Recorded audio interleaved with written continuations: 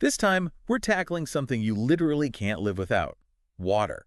Essential, yeah. But when you say dive deep, we're not talking about a refreshing swim. Definitely not. See, our listeners sent in a whole bunch of research papers, even a podcast episode, all about water security. Or, to put it another way, how safe, I ask, that water we all depend on. And let me tell you, digging into these materials, it's way more vulnerable than most people realize. Yeah, that's what caught my attention, too. I mean, we're talking microscopic enemies lurking in the water supply, even potential terrorist attacks. Kind of makes you look at that tap differently, huh? Right. So maybe the best place to start is you. Me? Okay, how so? Both that podcast and one of the papers, they really hammered on about public preparedness. Oh, right. Not just the usual have a gallon of water handy, but Right. the WHY behind it being so important. Exactly, because think about it. A contaminated water supply, that's way worse than a power outage, right? No power, it's annoying, sure, Yeah. but you light some candles, you get by, You tough it out, yeah. but no clean water. Everything stops. Yeah. Drinking, cooking, even basic hygiene. Suddenly, it's not so simple. Okay, now you're making my emergency kit seem pathetic. 1 gallon suddenly doesn't cut it. It's not GSD about quantity, though. Yeah. So you looked into like long-term storage solutions or the different ways to filter water. You've got options beyond just hoarding plastic bottles. See, this is what I love about these deep dives. Get me thinking in whole new ways. It's not just knowing the info. It's like, what do I do with it? But before I spiral into full-on water prepper mode, what about those microscopic enemies you mentioned? Cryptosporidium, Giardia. These sources introduced me to some new nightmares, man. Don't worry, I won't make you pronounce them 10 times fast. But yeah, those little guys, they're why water security is so crucial. They contaminate water sources, and if they get into your system, well, let's just say food poisoning feels like a picnic compared to that. And the research mentioned that EPA's got all these high-tech tools and models to fight back against this. Can you, paint a picture of what that actually looks like? Okay, so picture a cutting-edge lab, right? Scientists, they're analyzing water samples, looking for any tiny trace of contamination, DNA sequencing, sophisticated algorithms, real-time monitoring.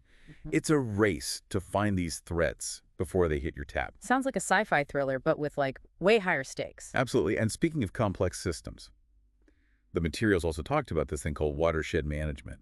Even mentioned a specific creek, the Wissahickon Creek, I think. Okay, so what does one creek have to do with national water security? That seems kind of specific. It shows how interconnected our water really is. Watershed management, it's about understanding that water doesn't exist in isolation, that creek. Not just a scenic spot for a walk, it's part of a larger system that could impact the water you're drinking miles away. Pollution in one place, it doesn't stay put, it spreads throughout the whole system. So it's like if one part gets infected, the whole thing could get sick. Kind of, yeah. And just like those contamination pathways, the impact of pollution, it can be huge, widespread. Right. Makes sense the EPA wouldn't just be playing whack-a-mole with every little threat then, huh? Exactly. It's bigger than that. They're looking at the whole picture, protecting the entire ecosystem, long-term thinking. Which, sounds great, but also, massively complicated. How do they even begin to manage something that bad? Teamwork, for sure. Yeah. One of those papers I was reading, it got into the weeds on this. The EPA, they're not alone. They work with other agencies, federal, state, even local groups. It's all connected. So, a giant water security task force, everyone pitching in. You got it. Monitoring water sources, figuring out potential risks, coming up with protection strategies. It's a huge job. It's choreographed, but instead of costumes, it's hazmat suits, right? Kinda, yeah.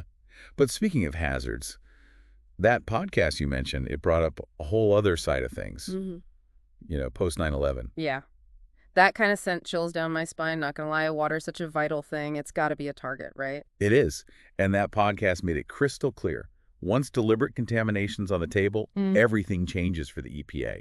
It's not just spills or natural disasters anymore. It's about anticipating the worst. Which, with a system that complex, with pipes and treatment plants and reservoirs, seems like vulnerabilities everywhere. Right. And that's why, as that research pointed out, the EPA, they've had to shift gears from just reacting to contamination to actively preventing it. So less cleanup, more like stopping it before it even starts.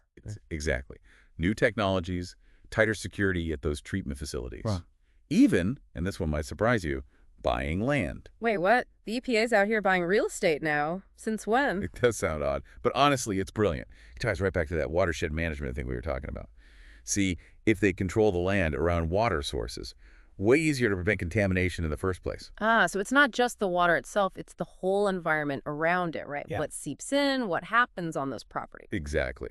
And before you think it's some big government land grab, that case study mentioned they pay market value. No funny business, just working with landowners, not against them. Okay, that's good to know. Seems like a more, I don't know, collaborative approach is key with a problem this big. And I'm just thinking out loud here, it's like we've been focused on this one piece of the puzzle, but there's got to be more. What about, like, the private sector?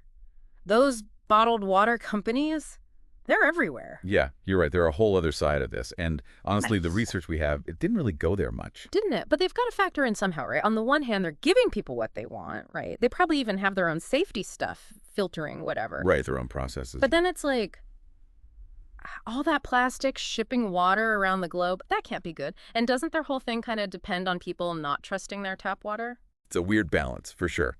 Makes you think, are they really on the same side as, everyone having affordable, safe water? Or is it more like the problems we've been talking about? Do those actually HELP their business? Whoa, that's deep. We might need a whole other deep dive just on that. Totally. But hey, that's how it goes, right? The more you learn, the more questions pop up. Ain't that the truth? Well, folks, there you have it. Microscopic bugs, high-tech labs, even bottled water conspiracies. Water security is way more than meets the eye. It's complicated, that's for sure. But hopefully now you've got a better idea of what's going on, what's at stake. Maybe even look at that next glass of water a little differently. Right. We're all part of this, whether we realize it or not. Thanks for sticking with us on this deep dive. Stay curious out there. And as always, stay hydrated.